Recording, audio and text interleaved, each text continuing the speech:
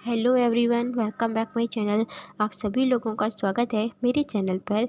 मैं फिर से हाजिर हूँ अपनी स्टोरी माय एंग्री बॉयफ्रेंड का नेक्स्ट पार्ट लेकर।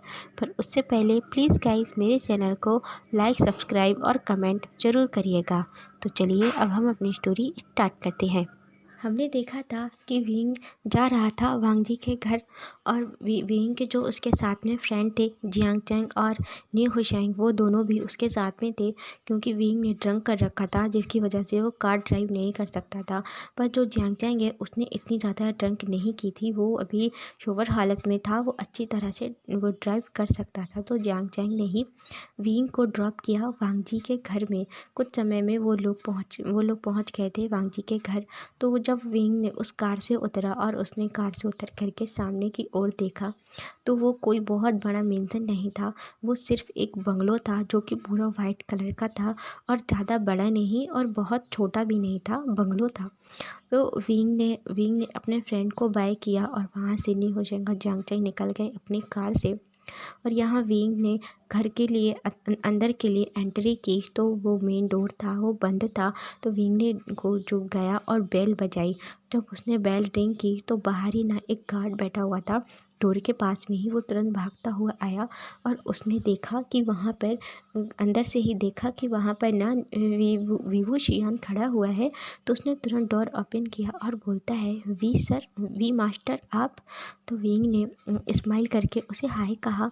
तो उसने भी हाय किया और विंग के लिए डोर ओपन किया जिससे कि विंग घर के अंदर चला गया। जैसे ही वो अंदर पहुंचा तो विंग सबसे पहले लिविंग हॉल पर आया। तो उसने आकर के देखा वो पूरा लिविंग हॉल पूरी तरह से शांति में था, वहाँ कोई भी नज़र नहीं आ रहा था। और पर वो इतना खूबसूरत लग रहा था वो बंगलो, जिस तरह वो बाहर से इतना ज़्यादा वाइट और शाइन कर रहा था ना, इसी तरह से वो अंदर से भी पूरी तरह से वाइट था। और वहाँ पे अंदर जो लाइटें जल रही थी उन लाइटों से बहुत ही ज़्यादा खूबसूरत और जगमगा रहा था, वो बहुत सुंदर लग रहा था। पर वो बंगलों में पूरी तरह शांति थी, जैसे कि वहाँ कोई हो ही ना। जो विंग ने चारों तरफ देखा तो उसने फिर आवाज़ लगाई, वांग जी सर कोई है, मैं आ गया हूँ। तो वहाँ पर कोई भी तब भी कोई आवाज़ नहीं आई, उसे कोई रिस्पॉन्स नहीं मिला। तो विंग और अंदर गया और अंदर जाने लगा ना, तभी साइड से ही एक टेबल लगी हुई थी और उस टेबल पे एक शो पीस रखा था जिससे वो विंग टकराया और जिसकी वजह से वो जो शो पीस था उस टेबल पे रखा हुआ था, एक स्टेचू टाइप था, वो नीचे गिर गया और नीचे गिर करके वो टूट गया, जिसकी आवाज़ उस पूरे बंगलों में एकदम गूंज उठी क्योंकि वो खाली था और कोई भी नहीं था। रात का वक्त था, रात के टाइम पर तो छोटी सी आवाज़ भी ना जैसे बहुत तेज़ लगती है। इसी तरह से वो जो आवाज़ ना उस स्टेचू की टूटने की थी पूरे बंगलों में जैसे गूंज गई हो। तभी ना जो लिविंग हॉल के काउच में लैन वांग जी वहाँ बैठा हुआ था और काफ़ी उस टेबल पे काफ़ी सारी उसकी फाइलें बिखरी हुई थी जिसमें वो बैठ करके काम कर रहा था लैपटॉप पे।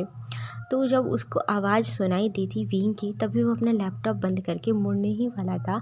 इतनी ही देर में ना विंग उस काउच से उस टेबल से टकरा गया, तो जिसकी वजह से वो ना स्टेचू भी नीचे आकर के गिर गया। तो वांग जी अचानक खड़ा हुआ और तुरंत वो विंग के पास आया और तुरंत विंग का हाथ पकड़ते हुए उसने अपनी तरफ उसे घुमाया और पूछता है कि तुम ठीक हो ना, तुम्हें तो चोट नहीं लगी। जब विंग ने सामने देखा वांग जी को तो वांग जी ने ना एक वाइट कलर की लूज टी शर्ट पहन कर रखी थी, फुल स्लीव्स की, वी गले की, और उसने एक ब्लैक कलर का ट्राउजर पहना था और आंखों में ना एक चश्मा लगा कर रखा था, लेंस का चश्मा था वो, उसने चश्मा लगा के रखा था। और उसके हेयर जो कुछ उसके फोरहेड पे अभी आ रहे थे। वांग जी बहुत ही ज़्यादा हैंडसम और गुड लुकिंग लग रहा था, हमेशा की तरह ही विंग को। और विंग ने पहली बार वांग जी को नाइट वियर में देखा था, तो वो उसे ऊपर से नीचे तक विंग उसे देख रहा था और उसकी नज़र ना वांग जी के उस फेस पे आकर के टिक गई थी, जिसके चेहरे पर साफ नज़र आ रहा था कि वो विंग के लिए कितना ज़्यादा फिक्र है, कितने उसे टेंशन हो रही है कि कहीं विंग को कुछ चोट तो नहीं लग गई, कितना ज़्यादा फिक्र कर रहा था वांग जी। तो विंग ने वांगजी की तरफ देखा और अपने हाथ को छुड़ाते हुए और सीधे अच्छे से खड़े होते हुए, जैसे कि वो उसे कोई भी ड्रंक ना हो, इस तरीके से वो अच्छे से खड़े होते हुए बोलता है कि नहीं नहीं सर, मैं ठीक हूँ, मैं बिल्कुल ठीक हूँ। जब वांगजी ने विंग को देखा ना, तो विंग ने एक ब्लैक कलर की शर्ट पहन कर रखी थी और अपने शोल्डर पे उसने जो ब्लैक लेदर जैकेट थी वो डाल के रखी हुई थी। उसने पहनी नहीं थी, बस अपने एक हाथ में ले करके शोल्डर से उसने लटका के रखी हुई थी। और उसके वो पूरे से मैसी सी हेयर और जो शर्ट की बटन थी उसके चेस्ट तक ओपन थी, जिससे ना विंग का कुछ चेस्ट और उसकी पूरी नेक पूरी तरह से रिवील हो रही थी और कुछ चेस्ट भी नज़र आ रहा था। और विंग ने एक ब्लैक कलर का ही टाइट पैंट पहन कर रखा था और उसमें ना अपनी शर्ट को इन करके रखा था। शायद वो ड्रंक होने की वजह से ना उसकी वो जो इन शर्ट कुछ थोड़ी सी बाहर भी आ गई थी, लूज़ हो गई थी। तो वो जिसमें ना विंग बहुत ही ज़्यादा सेक्सी और हॉट नज़र आ रहा था वांगजी को। और तो वांगजी ना विंग को देख रहा था और विंग वांगजी को, दोनों अपने अपने मन में सोचते हैं कि वांगजी सोच रहा था कि वो गॉड, विंग कितना ज़्यादा हॉट एंड सेक्सी नज़र आ रहा है। उसकी तो हार्ट बीट ही बढ़ रही थी विंग को देख करके, और विंग वांगजी को देख करके सोच रहा था कि नाइट वेयर में भी कोई शख्स आखिरकार इतना ज़्यादा कूल और इतना ज़्यादा सेक्सी कैसे लग सकता है। दोनों ही एक दूसरे को देख करके मन में यही आया था। तभी ना विंग ठीक से खड़ा नहीं हो पाया और वो थोड़ा सा लड़खड़ाने लगा ड्रंक होने की वजह से। तो अपने आप को आगे चलते हुए उसने कहा कि आइए देखिए, मैं आ गया, मैं पढ़ने के लिए आ गया हूँ, तो मुझे कहाँ है काउच, मुझे बैठना है। तो जब वांगजी ने विंग की चाल देखी तो उसके पैर थोड़ा से अच्छी तरह से नहीं चल पा रहा था, क्योंकि वो उसने काफ़ी ड्रंक किया था। तो वांगजी ने पीछे से ही विंग के वेस्ट में हैंड डाला और उसे संभालते हुए काउच पे ला करके उसने बिठाया और बोलता है कि तुम इस तरह पढ़ोगे, तुम यहाँ पढ़ने आए हो कि या फिर अपनी इस कंडीशन का मुझे शो करने आए हो। तुम्हें मैंने कितनी बार रोका है विंग कि तुम ज़्यादा क्लब एंड बार ऐसी जगहों पर तुम्हें नहीं जाना चाहिए।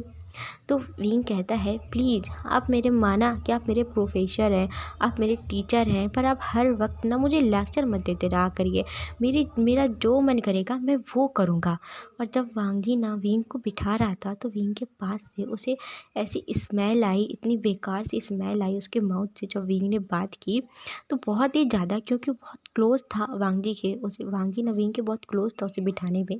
तो वांगजी ने थोड़ा दूर खड़े होते हुए और गुस्से से विंग की तरफ देखते हुए बोलता है, थोड़ा सा एंग्री आवाज़ में बोलता है, ज़्यादा कुछ नहीं, एंग्री से बोलता है कि क्या तुमने सिगरेट पी रखी है? तुम क्या सिगरेट भी पीते हो विंग? तो विंग कहता है, नहीं नहीं, मैंने नहीं पी। तो वांगजी और ज़्यादा उसके पास आया और कहता है, अपना माउथ ओपन करो। विंग कहता है, क्या? जब उसने क्या कहा तो फिर से विंग के ना माउथ से एक सांस आती है, ब्रीथ आई ना जब, तो उस ब्रीथ में उस सिगरेट की और जो उसने ड्रंक किया हुआ था उस ड्रंक की, वाइन की, उन दोनों की जो मिक्स स्मेल थी ना, इतनी बेकार वांगजी को आई। उसने ली और बोलता है, ओ गॉड, अपनी नोज में हैंड रखते हुए बोलता है, गॉड विंग, कितनी ज़्यादा बुरी स्मेल आ रही है तुम्हारे माउथ से। तुम कितने ज़्यादा बिगड़ चुके हो। तुमने अपनी कंडीशन देखी है क्या? तुमने अपनी हालत बना कर रखी है। तुम कितने ज़्यादा ड्रंक हो। तुम अब सिगरेट भी लेने लगे हो और क्या क्या नशा करने लगे हो विंग। तुम पूरी तरह से बिगड़ चुके हो। कैसे हैं तुम्हारे दोस्त जो कि तुम्हें ये सब करने देते हैं? तो विंग खड़ा हुआ और उसे गुस्सा आ गया कि वांगजी उसे क्यों इतना ज़्यादा समझाता है, क्यों उसे रोकता टोकता है। तो विंग ना गुस्से में बोलता है कि आपसे मतलब, आप क्यों मेरे पीछे पड़े रहते हैं? मैं कुछ भी करूं, कहीं भी जाऊं, आपको क्या? हाँ, आप आखिरकार मेरे पीछे क्यों पड़े रहते हैं? मेरा जो मन, मेरी मर्जी, मैं जो करूँगा वो मेरी मर्जी होगी। मैं आपसे पूछ करके नहीं करूँगा। मेरे दोस्त कैसे हैं, मेरे फ्रेंड कैसे हैं, इससे आपको क्या? हाँ, वो मेरे फ्रेंड है, मैं उनके साथ रहता हूँ, मेरे लिए वो मेरे बेस्ट फ्रेंड है। और प्लीज़ आप मेरी लाइफ में ना दखल मत दीजिए। मेरा जैसा मन होगा मैं वैसे रहूँगा। इतना बोल करके ना विंग खड़ा हुआ और बोलता है, मैं ना वॉशरूम से थोड़ा माउथ वॉश करके आता हूँ, इसके बाद ना मैं स्टडी करूँगा। इतना बोल के ना विंग उसके पास से जाने लगा, जिससे ना विंग की जो नेक थी वांग जी के सामने नज़र आई। वांग जी ने उसे देखा तो विंग की नेक पे हल्के से कुछ बाइट मार्क्स थे, जैसे लव बाइट होते हैं इस तरह से मार्क्स थे। और तो जिसे देख करके ना वांग जी का तो जैसे खून ही खौल गया हो, इतना ज़्यादा उसे बुरा लगा और इतना गुस्सा आया कि विंग के आसपास लड़कियां भी रहती हैं। जब विंग उसके बगल से सामने से ही गुजर के जा रहा था तो वांग जी ने तुरंत विंग का हैंड विंग के बाजुओं से पकड़ के करके उसे घुमाया और अपने सामने खड़े करके उसने देखा विंग को और सीधे घुमा करके अपने सामने खड़ा किया। और जो उसकी नेक के पास में जो उसकी कॉलर थी ना शर्ट की, उसे हटाया और उसने उसकी नेक को चेक किया। तो विंग ने वांग जी को थोड़ा पीछे धक्का मारा और कहता है कि प्लीज़ आप ये क्या कर रहे हैं, बिहेव। हाँ, आप मुझसे बड़े हैं, आप मेरे सीनियर हैं, इसका मतलब ये नहीं कि आप मेरी डिसरिस्पेक्ट करेंगे। ये कौन सा तरीका है, आप मेरे शर्ट क्यों टच कर रहे हैं। तो वांग जी कहता है विंग, तुम क्या लड़कियों के साथ थे, तुम किसी लड़की के साथ में गए थे, हुकअप किया था। तो विंग कहता है मैं तो करता ही रहता हूँ, इसमें नया क्या है। और मैं क्लब में था तो वहाँ पर कोई मैन स्पेशल तो क्लब था नहीं, गर्ल्स भी थी वहाँ, तो हो सकता है कि होंगी। तो वांग जी कहता है कि तुम क्या उनके साथ में तुम बहुत क्लोज हो, तुम्हारी कोई गर्लफ्रेंड है। तो विंग कहता है कि आप ना ये पर्सनल क्वेश्चन पूछ रहे हैं, आप इतना ज़्यादा पर्सनल मत बनिए, आप मेरे इतने क्लोज नहीं कि मैं आपको अपनी गर्लफ्रेंड के बारे में बताऊंगा। तो वांग जी को ना गुस्सा आ गया विंग के ऐसे रूड बिहेव से। तो विंग और क्लोज आया, वांग जी ने विंग के क्लोज आया और उसने विंग को अपने बहुत ज़्यादा क्लोज अपने किया और उसके वेस्ट में हैंड डाल के और उसकी नेक को अपने क्लोज करके ना अचानक ही उसके लिप में सीधे किस करना स्टार्ट कर दिया, ब्रूटली किस करने लगा वांग जी। विंग तो एकदम शॉक और वो स्टेचू की तरह बिल्कुल खड़ा ही रहा और उसे कुछ समझ में नहीं आया, वो अपनी जगह ना बिल्कुल फ्रीज हो चुका था।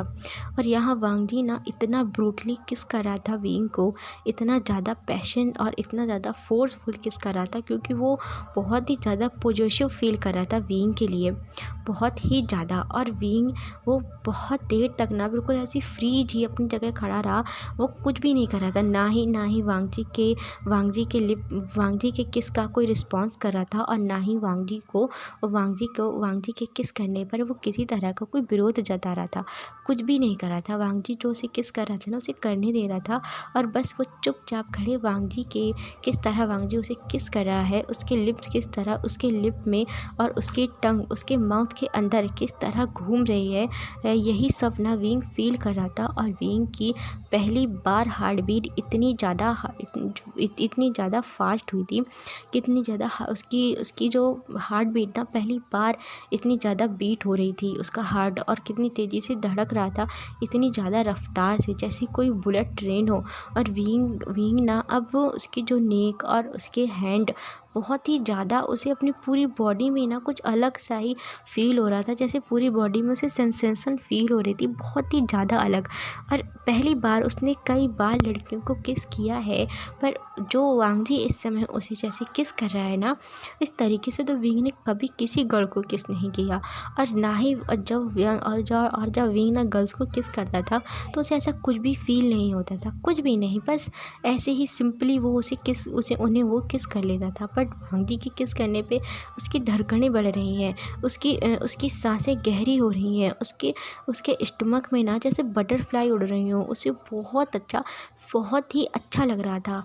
और जो वो अभी कितना ज़्यादा अपने डैड की वजह से इन सब की वजह से कितना ज़्यादा फ्रस्ट्रेट रहता है, पर उसे ना बहुत ज़्यादा शांति फील हो रही थी, यही सब ना उसके दिमाग में चल रहा था। और वांग जी उसे कितने टाइम से किस कर रहा है उसे ना इसका होश ही नहीं था विंग को। और यहाँ वांग जी इतना ज़्यादा पॉजिटिव और इतना ज़्यादा जलस हो गया था ये सोच करके ही कि विंग के पास में कोई गर्ल थी, वो भी उसके इतना ज़्यादा नज़दीक, इतना ज़्यादा क्लोज कि उसके नेक में वो बाइट मार्क वांग जी ने जब देखा ना तो उसका तो बहुत ही ज़्यादा, उसे तो बहुत ज़्यादा गुस्सा और बहुत जलसी में वो विंग को किस कर रहा था। उन दोनों के किस ना काफ़ी ज़्यादा लॉन्ग किस चलती है और फिर वो वांग जी ना अपना फोरहेड विंग के फोरहेड से टिका कर वहीं वो खड़ा हो गया।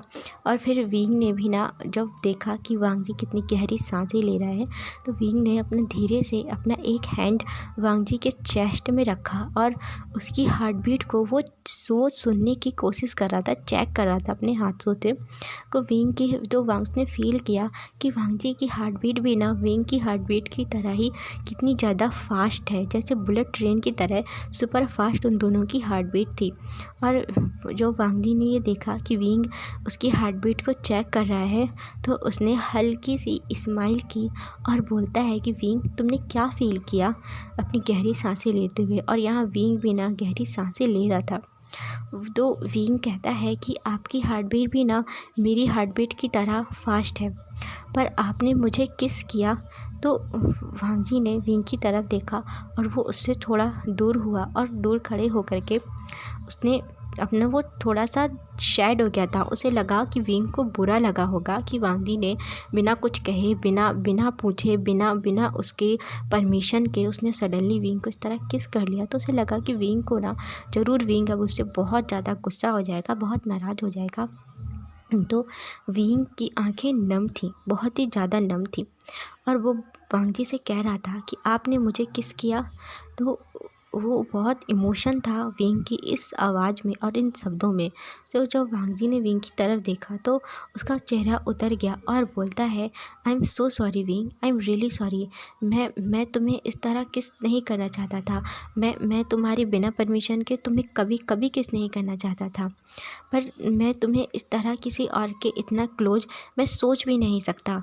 तुम्हारी ये नेक पर बाइट मार्क फिर से उसके पास आया और उसके नेक में अपने अपने थंब को, अपने हैंड के थंब को तेज़ी से रब करते हुए बोलता है, ये तुम्हारे नेक में bite mark, I hate this. मैं ये सोच ही नहीं सकता। मुझे ना बहुत ही ज़्यादा बुरा लग रहा है, मुझे बहुत गुस्सा आ रही है विंग कि तुम्हारे कोई इतना क्लोज है, कोई इतना क्लोज है तुम्हारे क्लोज सिर्फ मैं रह सकता हूँ, सिर्फ मैं। उसकी आंखों में आंखें डालकर वांग जी बोलता है बहुत ही डीप वॉइस में कि तुम्हारे इतना क्लोज सिर्फ मैं रह सकता हूँ, सिर्फ मैं और कोई नहीं। तुम सिर्फ मेरे हो, तुम्हारे ऊपर सिर्फ मेरा हक है, सिर्फ मेरा अधिकार है।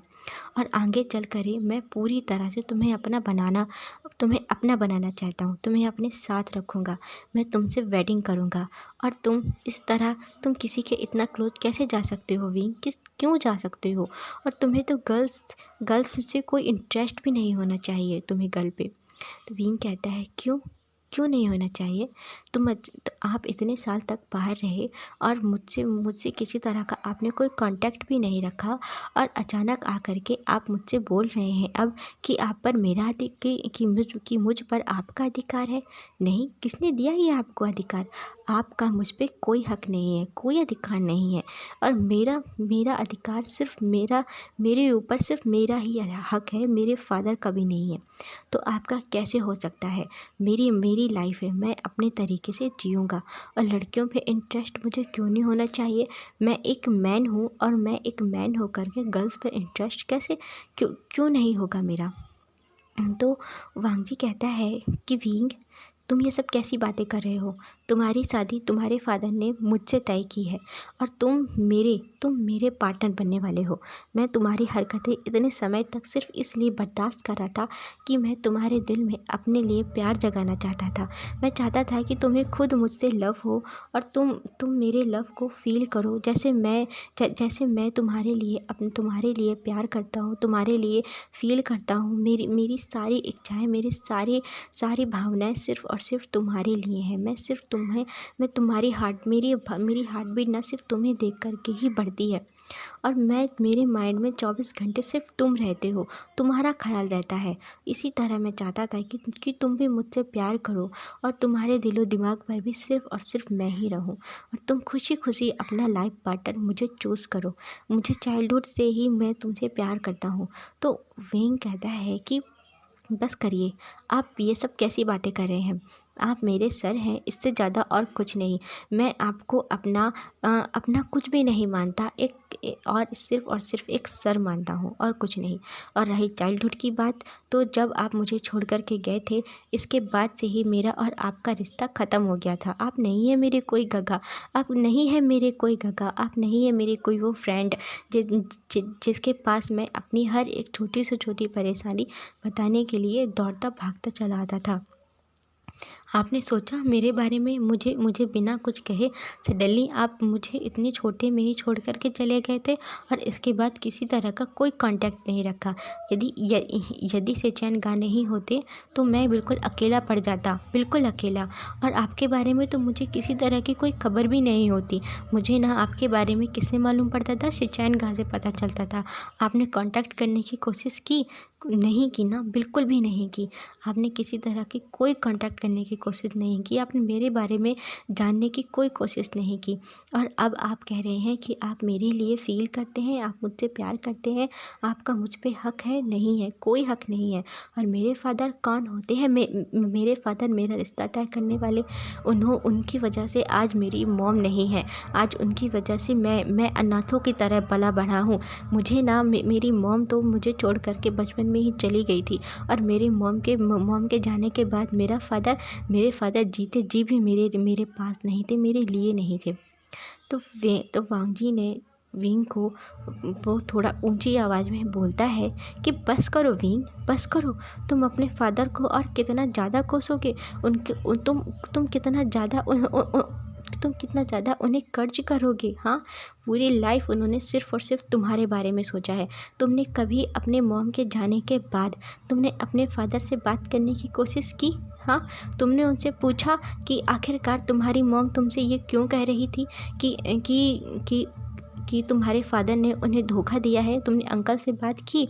नहीं की। तुमने अंकल की कंडीशन जानने की कोशिश की? बिल्कुल नहीं की। आज वो हॉस्पिटल में है, तुम्हें पता है इसके बारे में? तो विंग ये सुन करके सरप्राइज हो गया और शॉक हो गया। कहता है क्या कहा, हॉस्पिटल? कहता है हाँ। वांग जी कहता हाँ, हॉस्पिटल। तुमने कुछ जानने की कोशिश की है अंकल के बारे में?